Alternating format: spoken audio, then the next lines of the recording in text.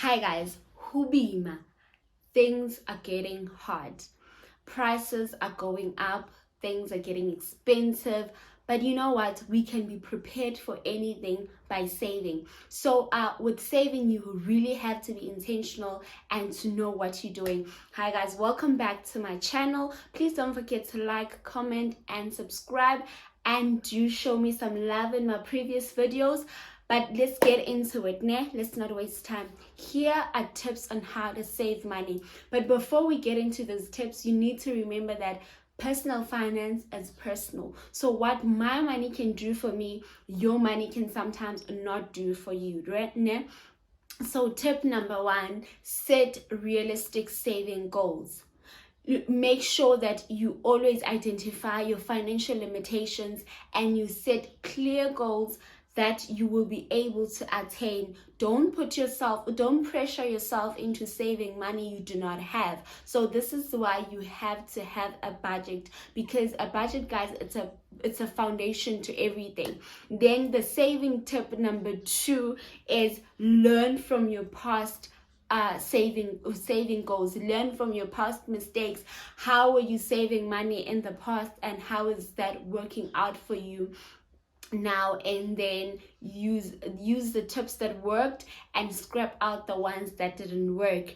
And then tip number 3 is try taking shopping breaks. Like, for example, I did the no spend challenge for the month of March. Do check out that video. And then you can take a shopping break once a week, a full month, every 3 months, yearly. It is absolutely up to you, but take these shopping breaks. This will save you a lot of money, and then allocate that money to your savings, especially if you are struggling to build your 10,000 Rand emergency fund. And then saving tip number 4 is make more money to save money, because now if you make more money, then you have an extra level of income to put away more money. And then tip number 5, try thrifting. I know, guys, there's a stigma to thrifting, but you can buy your furniture secondhand, your appliances, but make sure that you are buying them in good condition so that you don't constantly need to replace them every year. But try thrifting. This will save you a lot of money and it will keep you out of debt, because you know what, if you don't have money saved up, then you resort to debt. So this will keep you out of debt, because now you have programmed yourself to get secondhand stuff for certain things. You don't have to necessarily buy everything at a thrift shop, but you can look at things that are really expensive and you can get them at a good price and they are in good condition. So try thrifting. And then tip number 5, cook simple meals that require minimum ingredients, because we know, guys, spices are expensive. Food has become so expensive that one packet in nyana, you are spending 500 Rand. So you don't want to find yourself spending 500 Rand every second day because you are following a cookbook on cooking up something for your family. Try simple meals with ingredients that you've already have. And then tip number 7, take part in spending challenges with your friends and your family, especially if you are someone that finds it very difficult to save. It will be very nice to get into a community of people that you are all accountable to each other and you are all saving money and with one goal, to reach this goal at this time. I know with my siblings, we are doing the 30 Rand a day challenge. So we're putting away 30 Rand a day for 365 days. And this helps me it helps us to keep in check of one another, like stay accountable to to the goal, stay accountable to what we are trying to do and to one another, and say, hey, how is the challenge going? Are you putting away money? What's your balance this month? So that we all know that we are on the same page. So try saving challenges. And then tip number 8 is get out of debt aggressively.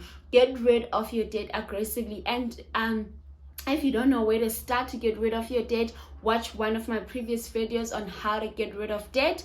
And I say get out of debt aggressively because debt takes away money from you that you should have been saving or using elsewhere, because debt its interest, it compounds, ne? So this means that you are paying more interest on the interest, and your balance grows until the debt is fully paid. So you are putting in a lot of money initially, and you are not getting your money's worth or the value of your money as compared to what you have bought using this debt. So you get you are paying a lot of money for something that is not compared to what you are paying back, the amount that you are paying back. So get rid of your debt aggressively. And guys, when it comes to money, you have to be intentional. There is no way to doing it. The only way to build wealth is to be intentional, create a budget, live below your means, and save so that you are ready for those big purchases. You do not want to walk into the garage one day and solely depend on debt to get you a car because you do not have a deposit. Or you want to buy a house, now you are even loaning transfer fees, you are loaning all these lawyer fees that you have to buy you have to pay when you're buying a house. As for if you have money saved, you have money put away for this purpose, then you do not have to rely fully on debt. You can pay a good deposit, and you can even save in certain areas. Like, you don't have to buy a fridge using debt, because now throughout the whole year you realize that, you know what, my fridge is 10 years old, it will pack up soon, so you start saving for it. You need a TV, you start saving for that. Like, let's not take saving for granted. It helps you live a stress-free life, because manje swiping, like wherever you go, you are swiping your money. You are not stressed that at the end of the month a debit order will go off. You are just using your own money. This delayed instant gratification feels so nice when you are finally paying the thing for yourself.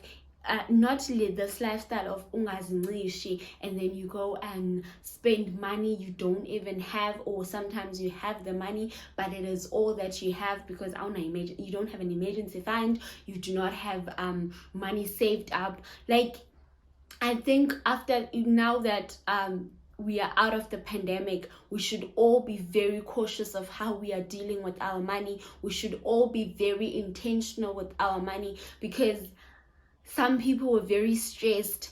They were stressed that they were going to lose their jobs. What are they going to eat? And I remember when people were stress buying, some couldn't afford to stress buy because they didn't have savings. They didn't have money put away. So it is very important, guys, to save and prepare ourselves for the future. Saving is putting away money for future use. And to maintain its value. So let's save money, let's put away money, let's avoid debt, let's be intentional so that we can be able to create wealth. So thank you very much for watching, guys. Don't forget to like, comment, and subscribe. See you on the next one.